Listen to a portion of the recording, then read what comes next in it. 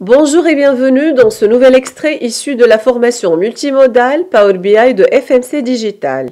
Durant ce tutoriel, nous allons voir ensemble l'utilité d'une autre fonction DAX de la famille Time Intelligence, Same Period Last Year.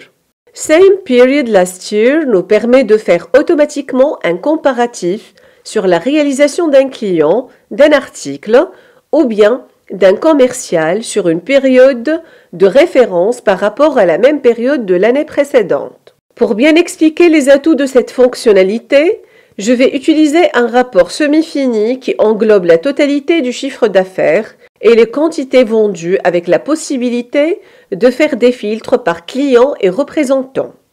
La finalité souhaitée, c'est d'avoir l'évolution des ventes par client pour la même période relative à 2 années, N et N-1. Par exemple, si je vais sélectionner le mois de mai pour l'année 2020, j'aurai systématiquement le chiffre du mois de mai 2019 dans la colonne N-1.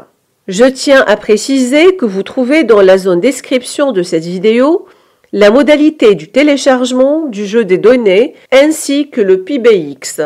Pour commencer, je glisse une table sur laquelle je vais insérer le client et le chiffre d'affaires. Je peux entre-temps soigner la mise en forme de mon tableau en termes de couleur et d'affichage. J'active par exemple la bordure. Et puis, ce que je peux faire, c'est de pouvoir créer en utilisant une mesure un champ contenant les données relatives à la même période choisie au niveau des segments décalés d'une année en arrière. Et dans notre cas de figure, c'est le mois d'avril, mais de l'année précédente. Créons alors cette nouvelle mesure. Je vais l'appeler chiffre d'affaires N-1.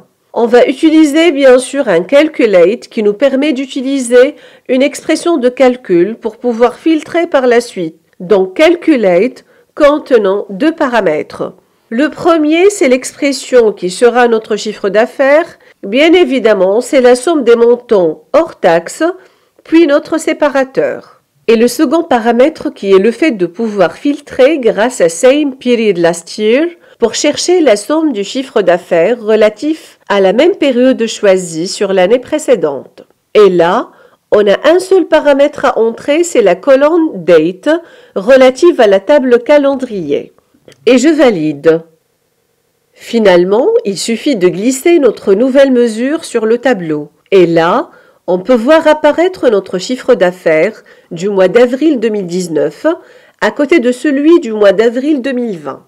J'ai également la possibilité de changer la disposition des champs. Je fais monter par exemple le chiffre d'affaires N-1 et bien sûr, je peux aussi renommer les axes. Afin de déterminer en pourcentage l'évolution de mes ventes entre les 2 années, je crée la mesure variation qui correspond à la différence entre chiffre d'affaires N et le chiffre d'affaires N-1 relatif à la même période, divisé par celui de N-1. Et j'utilise pour cela la fonction divide. Bien évidemment, je change son format en pourcentage et je la glisse sur mon tableau. Et voilà mon comparatif complet. Et vous voyez bien que si je change mon intervalle de date, systématiquement le rapport m'affiche le chiffre d'affaires relatif à la même période de l'année précédente. Et je peux même filtrer sur des clients ou des représentants bien déterminés.